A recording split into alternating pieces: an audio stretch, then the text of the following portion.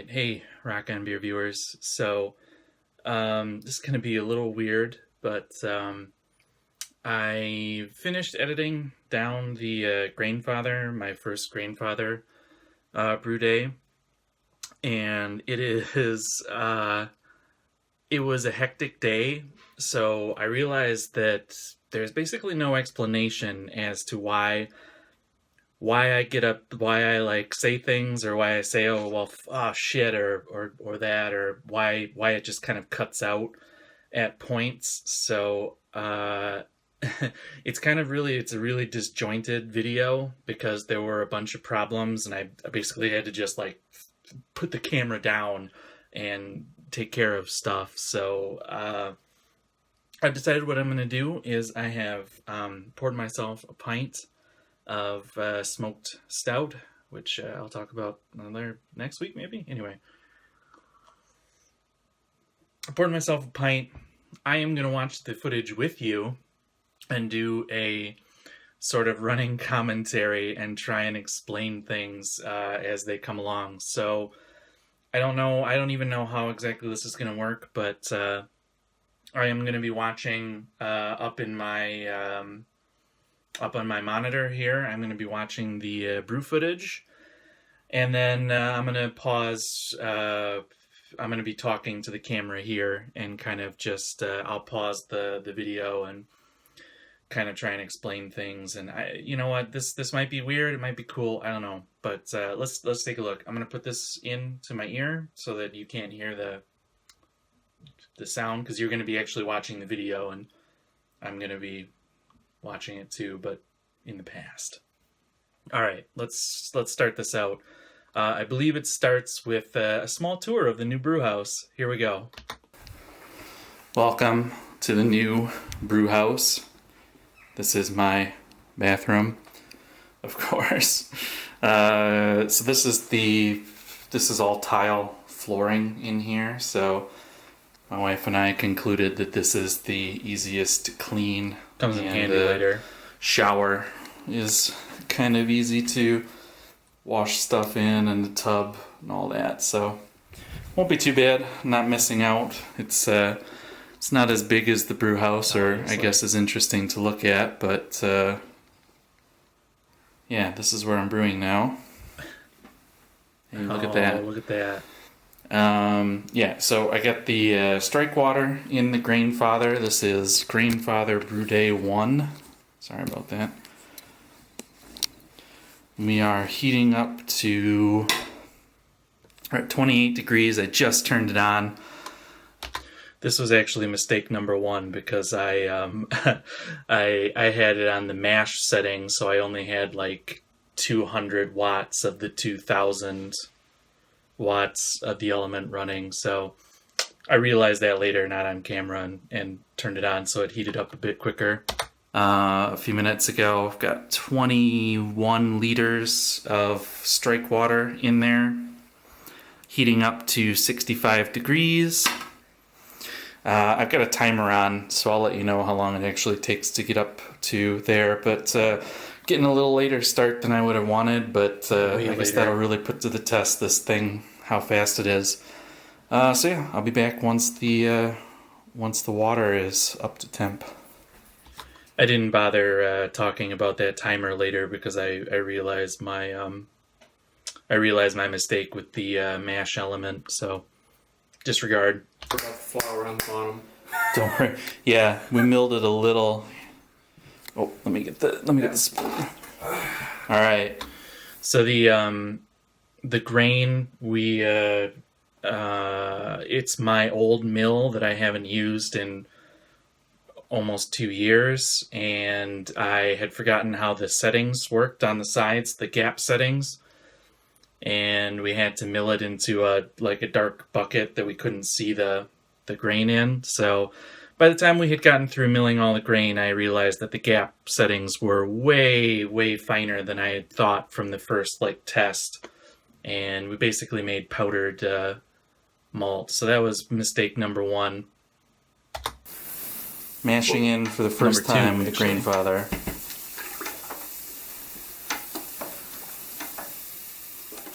We milled. You're doing a subpar job at the moment. Come on. Whatever. Don't be a man. Just pour it in there. No, wait. Don't be a man. Don't Just be a pour it man. in there.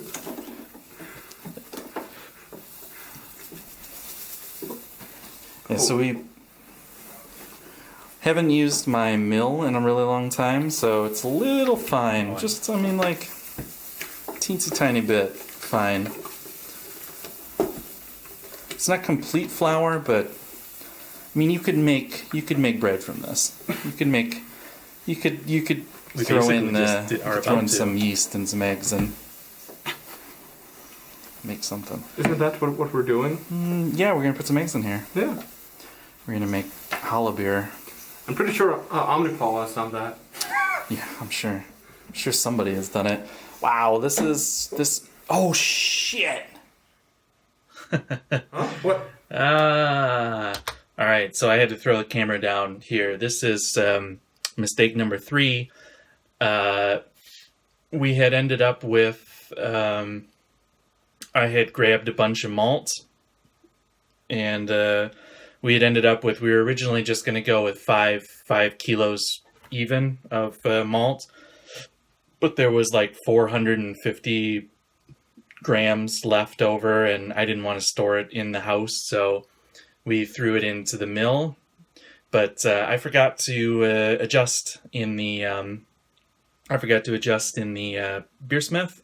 So yeah, there was a little bit too much grain to water in the ratio. So I had to correct that, throw the camera down, do some calculations, and then correct it. So yeah, that's why I said oh shit right there. Never done it before, but I've at least seen it done. This is the end of the mash where we're going to pull out the pump. pipe. Did you kill the power too? No, just the pump.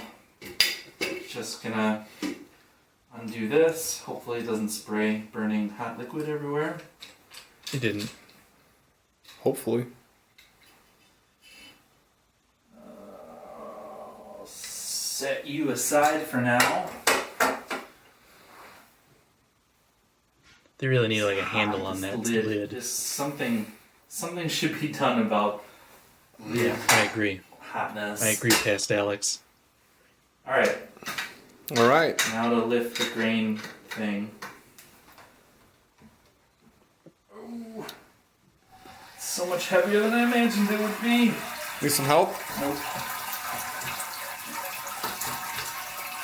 Hey-oh. Alright.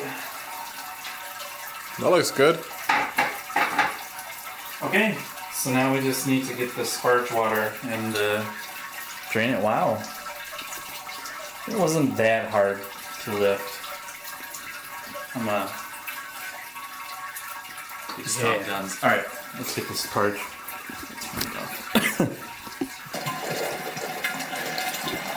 Super man. ghetto water disbursement.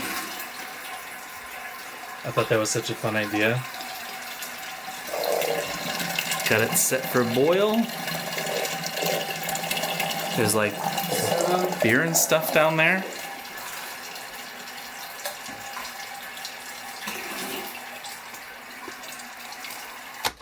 So I'm going to stop right here and say that this is actually mistake number 4. Because instead of being smart and using the ratio of sparge water to use from the instruction booklet, it gives like a little formula to figure that out. I just trusted Beersmith, the Grainfather profile that you can download. I just imagined that would be perfect because it's the same Grainfather all across the world. So why wouldn't it be? Yeah, it wasn't. We ended up using way too much sparge water, and basically this is where I really stopped filming very much because it was just a disaster. We used way too much sparge water. It started to. We could tell that the Grainfather was about to become too full, so we had to take the malt pipe out and put it aside. So we had way over sparged, so our pre-boil gravity was way too low. We ended up with a whole bunch of extra wort in like a plastic bucket, and it was just an unmitigated disaster with the Sparge water. That's the last time I don't do math and I trust a machine.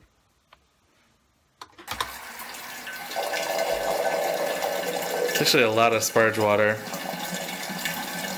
Yeah. Here's clue 1. Alright, this is boring. Sure, this one.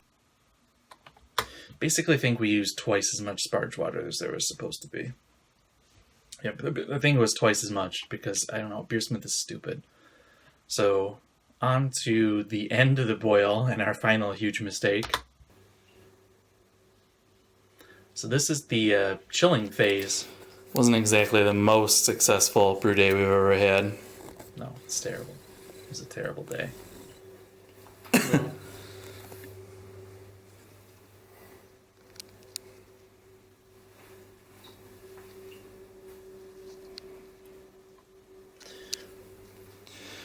You son of a bitch, you fittings. Shake my fist at you. So the fittings that came for the chiller, I had thought that they would... I had messed around with it before the brew day, and I had thought that I had figured out a solution for getting the fittings onto my water tap, but it didn't end up working. So there was no way for me to fit the cold water in to my taps. So there was basically no way to use the counterflow chiller. So here in this video, you can see we're just we're pumping the wort directly into the Chronicle, and I'm gonna have to use the integrated chiller. It's cool that you can. We were pumping it directly into the. That was neat. Silver linings.